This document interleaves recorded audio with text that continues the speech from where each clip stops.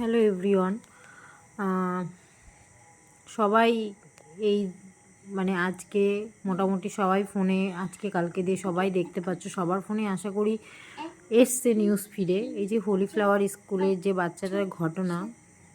খুব বেশি বয়স না, খুব জোর হলে 4 থেকে 4.5 বছর বয়স বাচ্চাটার। যে ঘটনাটা ঘটলো এর জন্য দায়ী কে? আমারও একটা বাচ্চা আছে 5 বছরের। এই সিসিটিভি ফুটেজটা ফোনে দেখার পর থেকে না আমি একজন মা হয়ে আতঙ্কে আছি যে আমার বাচ্চাও তো স্কুলে যায়, আমার বাচ্চাও তো টিফিন দিয়ে পাঠায়, টিফিন খায়। তাহলে স্কুলের টিচারদের যদি সামান্যতম রেসপন্সিবিলিটি না থাকে, ক্লাসে টিচাররা মজুদ ছিল, সিসিটিভি ফুটেজে সবাই দেখতে পাচ্ছ, ক্লাসে 3জন টিচার মজুদ ছিল। পাশের যে বন্ধুটা যখন দেখলো যে ফ্রেন্ডের ওরকম হয়েছে, সে টিচারকে ডাকছিল, কিন্তু তারা তাদের মনেই গল্প করে যাচ্ছে, তারা বাচ্চাটাকে পুরো ইগনোর করে গেল, ইগনোর করে তারা গল্প করেছে। লাস্ট মুহূর্তে যে সময় তারা গেল সেই মুহূর্তে সব কিছু শেষ হয়ে গেছিলো। সেই যে মায়ের কোলটা ফাঁকা হলো, সেই মায়ের কান্নাটা, সেই মায়ের যে চোখের জলের দাম কেউ কি দিতে পারবে? কেউ দিতে পারবে না। তার উপরে যখন স্কুলের প্রধান শিক্ষিকাকে এই বিষয়ে কথা জিজ্ঞাসা করা হচ্ছিল এই ব্যাপারে, উনি টোটালি বিষয়টা এড়িয়ে গেছেন প্রথমত। দ্বিতীয়ত উনি হালকা মুচকি হাসছেন। অনেকেই ভিডিও দেখেছো, অনেক নিউজ চ্যানেলে কভার করেছে, দেখেছো। আমি বুঝতে পারি না এখনকার দিনে যে আমাদের যে শিক্ষকরা বা শিক্ষিকারা, এদেরকে কি করে ভরসা করব? যখন আমরা ছোটোবেলায় পড়াশোনা করেছি, আমাদের বাবা মা শিখিয়েছিল শিক্ষক শিক্ষিকা হচ্ছে সবার বড় গুরু। বাবা মার থেকেও বড় গুরু হচ্ছে শিক্ষক শিক্ষিকারা। আজকে শিক্ষক শিক্ষিকারা কেন এরকম উদাসীনতা ভাব তাদের মধ্যে? তারা শুধু ভাবে যে সরকারি চাকরি পেয়েছি, কষ্ট করে পড়াশোনা করে সরকারি চাকরিটা পেয়ে গেছি, মাস গেলে মায়না চলে আসছে, ব্যাস, আর কি চাই। তাদের মধ্যে না সেই যে শিক্ষকের যে না তারা সেটা বহন করতে পারছে, না তারা সেটাকে ঠিকভাবে দায়িত্ব পালন করতে পারছে।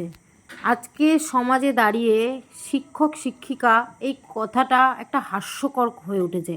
আগে আমরা শিক্ষক শিক্ষিকাকে কত সম্মান করতাম, আমরা এখনও আমাদের পুরনো যেসব টিচাররা রয়েছে তাদেরকে দেখলে আমরা এখনও সম্মান জানাই তাদেরকে, তাদের প্রতি একটা শ্রদ্ধা আমাদের ভেতর থেকে এমনি বেরিয়ে আসে।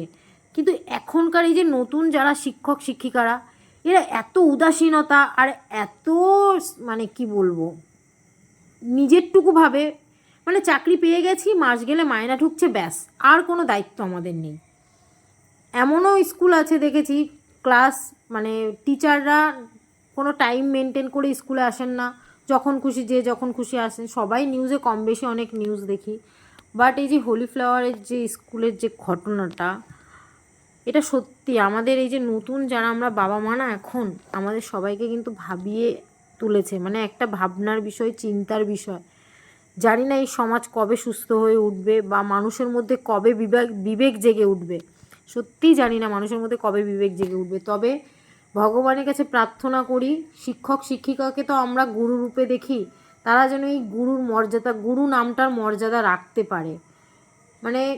নতুন যারা শিক্ষক শিক্ষিকা হচ্ছে এখন, তাদেরকে না সম্মান করতে ইচ্ছা করে না, তাদেরকে দেখলে না শ্রদ্ধা আসে না, সত্যি আসে না।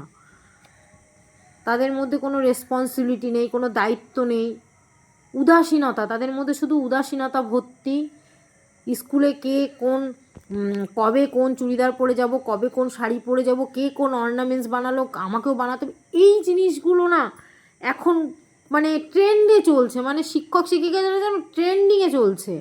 চাকরি পেয়ে গেছে, কি বলবো, আর কিছু বলার ভাষা নেই। যাই হোক, ওই মায়ের কষ্ট তো কেউ মেটাতে পারবে না, তবু ভগবানকে বলবো যেন ওই মাকে কি বলবো, আমার না বলতে গেলেও আমার কষ্ট হচ্ছে। ছোট্ট ওই বাচ্চাটার মুখটা মনে পড়ছে। ওই মাকে যেন শক্তি দেয়, যাতে সে ওই মা এই কষ্টটা সহ্য করতে পারে। সন্তান হারানোর কষ্ট সহ্য করা যায় না, তবু বলবো এই সমাজে থাকতে গেলে, এই পৃথিবীতে থাকতে গেলে আমাদেরকে অনেক নিয়ম মেনে চলতে হয়। সে যেন এই কষ্টটাকে মেনে নিতে পারে, ভগবান যেন তাকে শক্তি দেয়। তো সবাইকে বলবো যারা যারা ভিডিওটা দেখছো, যদি কোনো স্কুলের টিচাররা দেখে থাকেন, আপনাদের কাছে হাত জোড় করে একটাই অনুরোধ, আপনারা না একটু দয়া করে, মানে কি বলবো, একটু নিজের বাচ্চার মতনই না স্কুলের বাচ্চাগুলোকে দেখুন, তাহলে না এরকম ঘটনা আর ঘটবে না। আর কিছু বলার নেই, সত্যি আর কিচ্ছু বলার নেই।